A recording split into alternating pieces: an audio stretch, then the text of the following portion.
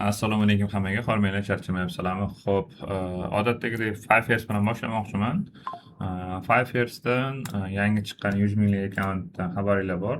Man bu $135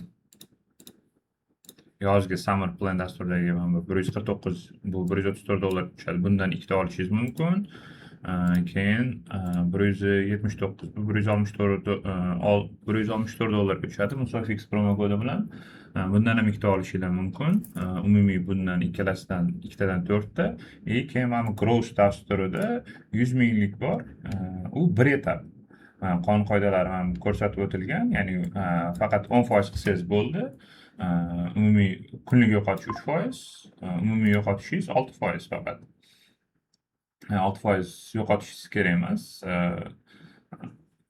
Atak anaqasi bir xil. 1 ga 100, 50 ga 50, har doimgidek boshqa anaqalar bilan bir xil, faqat bir etap bunda.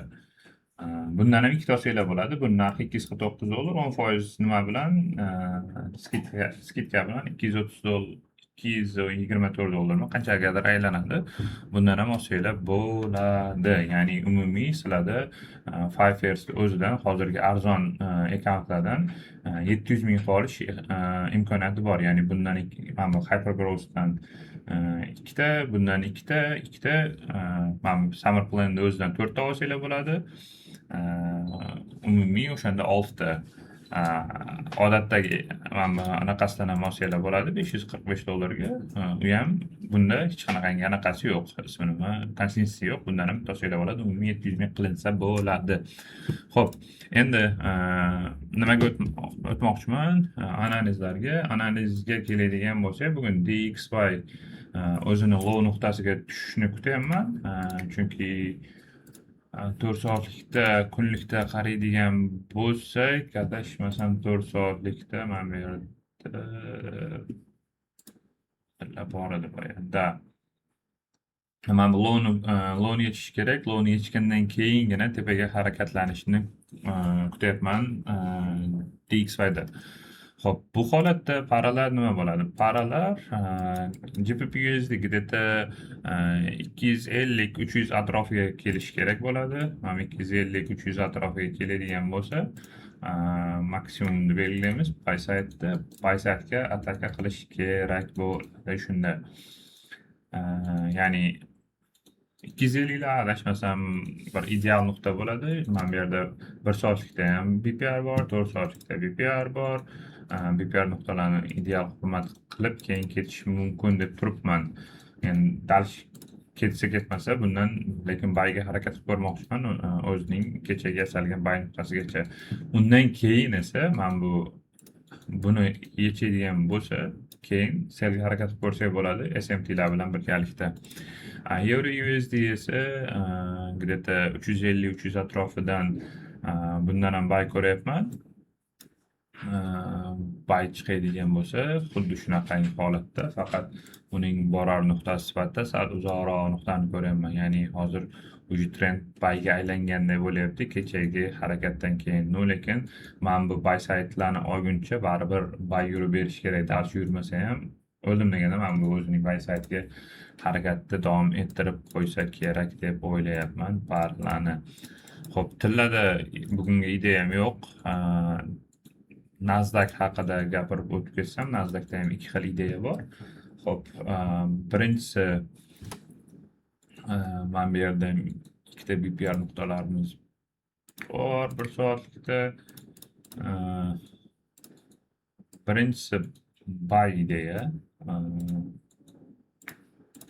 Ya'ni bu 27150, 27. Birinchisi o'zi aslida kichikroq nuqta bilan, ya'ni kichikroq risk bilan 250 dan ham 27 ming kapital coin bo'yicha 250 dan ham kirib ko'rsa bo'ladi deb o'ylayman. Chunki uje Osiyo tugab Londonga o'tib bo'ldik. London lowlarida SMT ko'rsak, SMT 500 bilan 250 lardan ham qaytib ketib qolish mumkin, 250-200. Bu nuqtadan qaytmagan taqdirda ham men bu 150 nuqtalaridan, 27150 nuqtalaridan baribir bayga olib ko'raman agar pastroq tushadigan bo'lsa. birinchi olishim mumkin bo'lgan zona mana bu zona. Ya'ni aytganimdek 27.250 zonalar atrofida. Xo'p, agar bu nuqtalarga bormasdan tepaga chiqib ketsa qayerqa boramiz? Tepaga chiqib ketadigan bo'lsa, men bu nuqtalardan dalshi sel ishlamoqchiman. Bu nuqtalar qaysi? 27.600, 27.650 nuqtalarga kutyapman. Ya'ni men o'zini hayini yasab olib, keyin pastga qarab harakatlanish. Aytganimdek, ikki xil ssenariy turibdi. Nasdaqda ikki xil ssenariysi tayyor turibdi. Endi ko'ramiz, kuzatamiz. Agar harakatlanadigan bo'lsa, men bu lowgacha borib qo'yishim mumkin. Faqat lowga bugunning o'zida hech qanaqangi yangilamasdan pastga ketib qolmaydi deb o'ylayman. Agar mana bu joydan 27.150 nuqtalar menimcha ideal nuqta bugunga kirishga, bayga. Chunki pastdagi nuqta уже men weekly FOVga, daily FOVgalarni olib pastga tushdi. Agar tushadigan bo'lsa, keyingi weekly FOVga tushib ketib qolsa, bilmadim endi. Agar unaqa bo'ladigan bo'lsa, ketma-ket mana bu joylarni hurmat qilmasdan pastga tushib ketib qoladigan bo'lsa, unday holatda stop loss bo'ladi. Bugunga shunaqangi ideyalar, charchamanglar, hammaga omad, qo'llab-quvvatlashda davom etinglar. Judayam xursand bo'ldim kecha videoni ko'rishlar soni, kommentlar soni. Aynan mana shu narsa menga motivatsiya beradi. Mashq etishda davom etadigan bo'lsak, men ham mashq etishda davom etib, o'z ideyalarim bilan bo'lishib boraman. Kimgadir manfaatli, kimgadir foyda tegadigan bo'lsa, men faqat va faqat xursandman. Rahmat hammaga, charchamanglar.